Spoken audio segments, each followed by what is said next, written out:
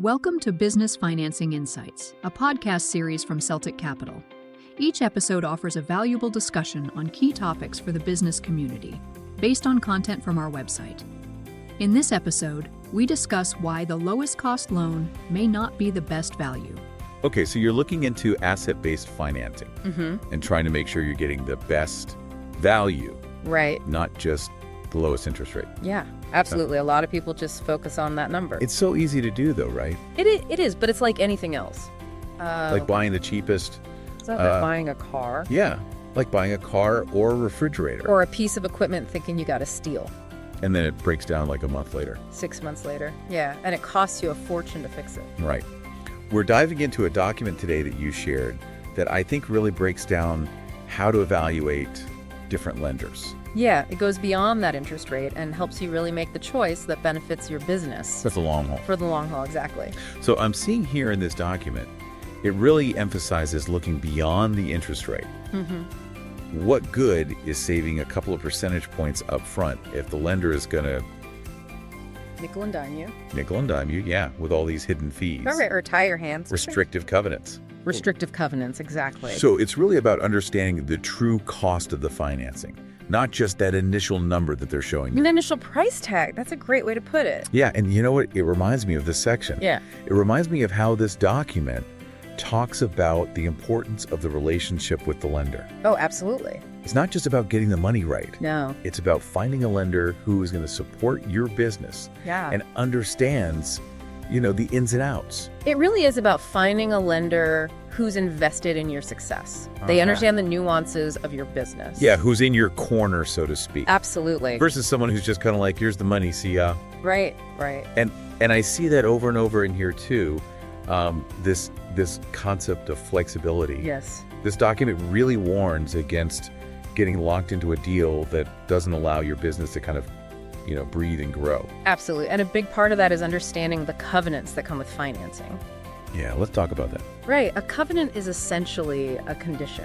Like the fine print. Kind of like the fine print. Yeah, that the borrower agrees to meet during the course of the loan. Right.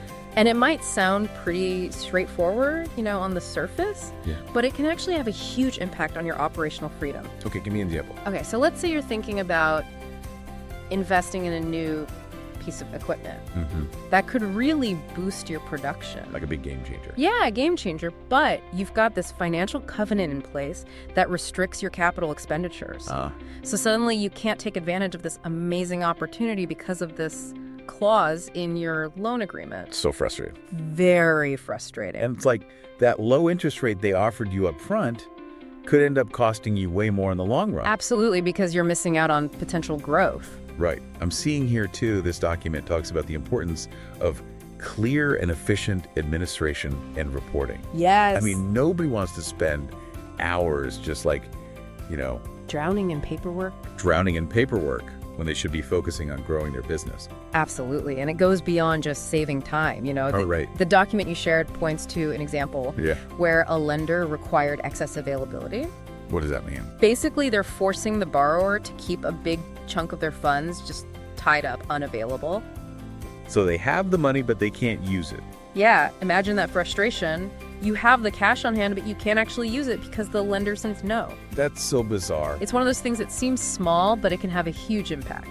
I feel like this document you gave me is like a survival guide It's a really great resource. for asset-based financing. Yeah, and that salary cap example, it really illustrates how those little details matter.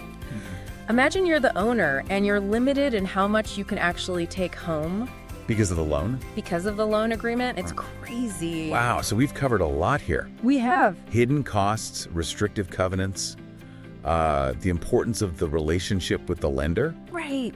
I feel like this document's really pushing for a long-term view of financing. It is. And that brings us back to the core message here. What's that? Lowest price does not equal best value.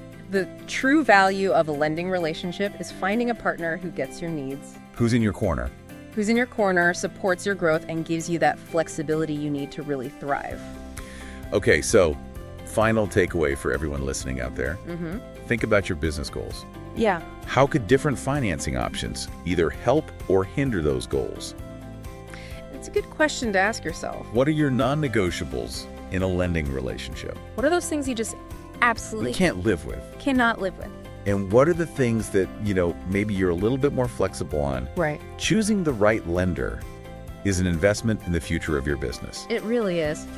And remember, a true partner Yeah. isn't going to just offer you the money. Right. They're going to offer you support Support, understanding, and a real commitment to your success for the long haul. for the long haul. All right, thanks for sharing this with me. I think it was really insightful. My pleasure. That's all for this deep dive. We'll catch you next time. If you'd like to schedule a call with Celtic Capital about your specific business financing issue or about making referrals to Celtic Capital, go to the contact page on CelticCapital.com. Reach out to any of our client development officers to schedule a one-on-one call. And if you haven't already done so, subscribe to our podcast channel to hear more business financing insights from Celtic Capital.